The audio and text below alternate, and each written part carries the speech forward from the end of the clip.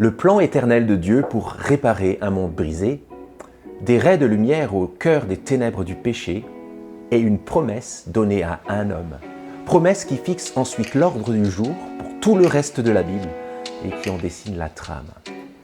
C'est le 3e chapitre de Panorama de la Bible intitulé « Le royaume promis ».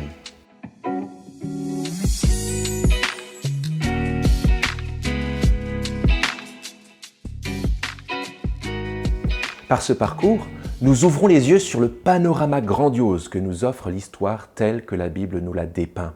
Et notre fil conducteur, c'est celui du royaume de Dieu. Vous pouvez télécharger tous les chapitres ainsi que les documents imprimables pour les discussions et les études bibliques sur www.prêchelaparole.org. Alors, où en sommes-nous dans l'histoire? Nous avons commencé avec le projet du royaume. Le monde tel que Dieu l'a conçu pour qu'il soit, le peuple de Dieu, dans le pays de Dieu, sous le règne et la bénédiction de Dieu. Mais tout est allé de travers. Et c'est ce que nous avons vu ensemble dans notre chapitre 2, le royaume perdu. Les êtres humains se sont révoltés contre Dieu et dans leur chute, ils ont tout emporté avec eux. Mais d'une manière admirable. Ce n'est pas la fin de l'histoire. Aujourd'hui, nous nous intéressons au royaume promis. C'est le titre de notre chapitre. Et tout commence par le plan éternel de Dieu.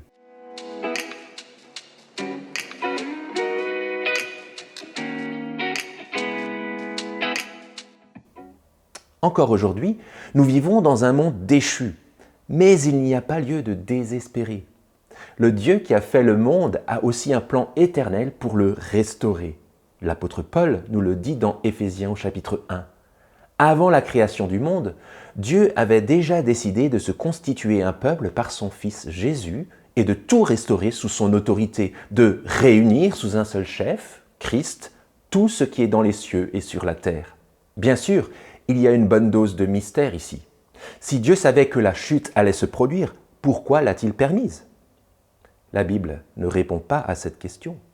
Elle nous dit simplement ce que nous avons besoin de savoir. Dieu est totalement au contrôle. Rien ne le prend par surprise. Il n'est pas dépassé par le mal. Dieu est entièrement bon et il n'est pas responsable du mal. Cela veut dire que nous pouvons être sûrs qu'un jour, il accomplira sa promesse de vaincre le mal et de restaurer sa création si précieuse. Au stade où nous en sommes dans la Genèse, au début de la Bible, tout cela est encore loin d'être accompli, mais dans l'obscurité, on distingue déjà des traits de lumière.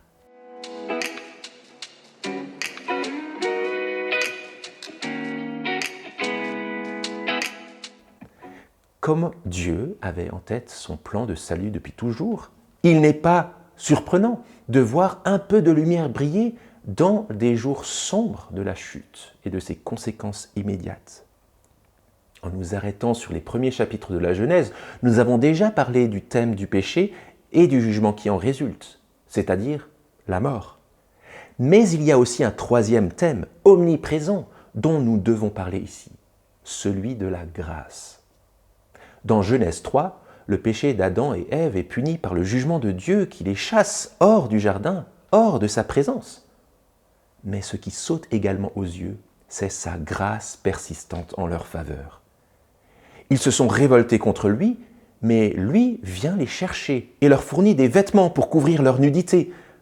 Et aussi, et surtout, sa grâce se voit dans une promesse qu'il fait au moment de juger le serpent, la promesse d'un sauveur. Voici ce qu'il dit au serpent. « Je mettrai inimitié entre toi et la femme, entre ta descendance et sa descendance. Celle-ci t'écrasera la tête et tu lui écraseras le talon. Un jour viendra où un fils d'Ève, un être humain, détruira le mal. Il sera celui qui écrasera la tête du serpent. » Cette prophétie s'est accomplie par le Seigneur Jésus. Par sa mort sur la croix, il a vaincu Satan. Et il reviendra un jour pour finir le travail. L'apôtre Paul fait écho aux paroles de ce verset lorsqu'il écrit « Le Dieu de paix écrasera bientôt Satan sous vos pieds ». La grâce de Dieu est également évidente dans sa manière de protéger la famille de Noé au moment du déluge. Ils étaient eux aussi pécheurs. Ils méritaient eux aussi d'être jugés avec le reste de l'humanité. Mais le texte précise que Noé trouva grâce aux yeux de l'Éternel. Et plus tard, Dieu lui dit aussi « Avec toi j'établirai mon alliance ». Cette notion d'alliance est très importante dans la Bible. On la retrouve même dans notre manière de désigner les deux parties de l'Écriture. Le mot « testament » est juste un autre mot pour dire « alliance ». Et elle fait référence à un engagement solennel. Par alliance, Dieu s'engage envers son peuple en faisant des promesses qui engagent deux parties. Elles sont souvent scellées par le sang et sont données comme un signe qui en sera le rappel solennel. Après avoir sauvé la famille de Noé dans l'arche, Dieu fait une autre promesse, celle de ne plus jamais détruire le monde par un déluge.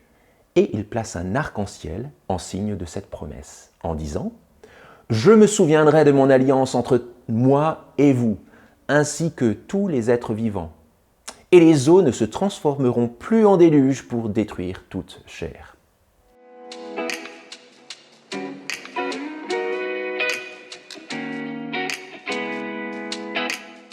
Vient ensuite Genèse 11. Le péché de l'humanité orgueilleuse à la tour de Babel et le jugement de Dieu qui disperse et divise les nations. Il faut attendre le chapitre suivant et une autre génération pour que la grâce de Dieu se manifeste une fois de plus. Dieu parle à Abraham, qui sera ensuite nommé Abraham, et lui fait des promesses remarquables. Elles fixent l'ordre du jour pour tout le reste de la Bible. Elles en dessinent la trame. Ces promesses contiennent déjà l'Évangile à l'état embryonnaire, qui va grandir et s'étoffer ensuite au fil du développement de l'Ancien Testament, pour finalement trouver son accomplissement par le Christ. Abraham n'a rien de particulièrement spécial. Il n'est pas choisi à cause de sa bonté, mais à cause de la grâce de Dieu seul. Par contre, les promesses que Dieu lui donne dans Genèse 12, de 1 à 3, sont très spéciales. Voici ce que Dieu lui dit. « Va-t'en de ton pays vers le pays que je te montrerai. Je ferai de toi une grande nation et je te bénirai. Je rendrai ton nom grand. Deviens donc une source de bénédiction. Je bénirai ceux qui te béniront, je maudirai celui qui te maudira. Toutes les familles de la terre seront bénies en toi. » Cette alliance entre Dieu et Abraham contient 3 éléments principaux. Le peuple, le pays et la bénédiction. Premièrement, un peuple. Dieu dit à Abraham « Je ferai de toi une grande nation ». Les descendants d'Abraham seront le peuple de Dieu.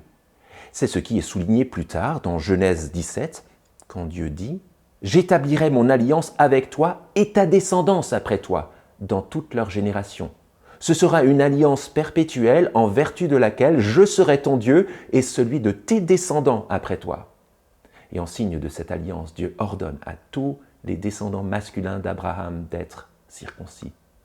Cette promesse d'une relation spéciale avec Dieu est fréquemment répétée dans tout l'Ancien Testament, comme le refrain de l'Alliance. « Je serai votre Dieu et vous serez mon peuple. » Deuxième élément de la promesse, le pays. Dieu demande à Abraham de quitter sa terre natale pour aller vers le pays que je te montrerai. Il s'agit de Canaan, le pays promis.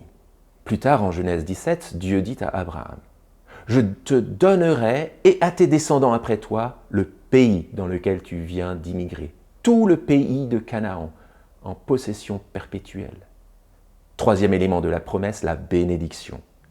La malédiction de la chute sera remplacée par la bénédiction du salut. « Je te bénirai, dit Dieu. » Abraham et ses descendants seront bénis. Mais il est important de souligner que dès le départ, la volonté de Dieu de sauver ne se limite pas à eux seuls. Dieu ajoute qu'à travers Abraham, toutes les familles de la terre seront bénies. Tout ce que Dieu fera pour Israël, ce n'est pas pour eux tout seuls, mais tout cela fait partie de son plan pour sauver les gens de toutes les nations. Revenons maintenant à notre thématique du royaume de Dieu et voyons comment le royaume promis, l'alliance de Dieu avec Abraham, s'insère dans le tout. Et on y voit le peuple de Dieu, qui sont les descendants d'Abraham, dans le pays de Dieu, le pays promis, sous l'autorité et la bénédiction de Dieu, tout cela dans la promesse. Vous mesurez ce qu'on est en train de découvrir ici? On ne parle de rien de moins que de la promesse de Dieu d'inverser les effets de la chute. Ça a dû être difficile pour Abraham de croire que tout cela se passerait, mais il l'a fait. Le texte nous dit qu'Abraham crut en l'Éternel qui le lui compta comme justice. Il a été accepté par Dieu non pas sur la base de sa propre bonté, mais simplement par la foi dans les promesses de Dieu qui contenaient déjà tout l'Évangile. La justification par la foi a toujours été le moyen de Dieu pour sauver des êtres humains. Nous ne pouvons jamais mériter notre place dans le peuple de Dieu. Notre espérance ne se trouve pas en nous-mêmes, mais dans la grâce de Dieu et dans son engagement à tenir, lui, ses promesses pour nous. Notre part, c'est simplement de répondre avec foi.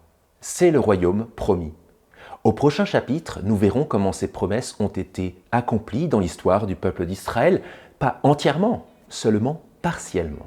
Ce sera le royaume partiel.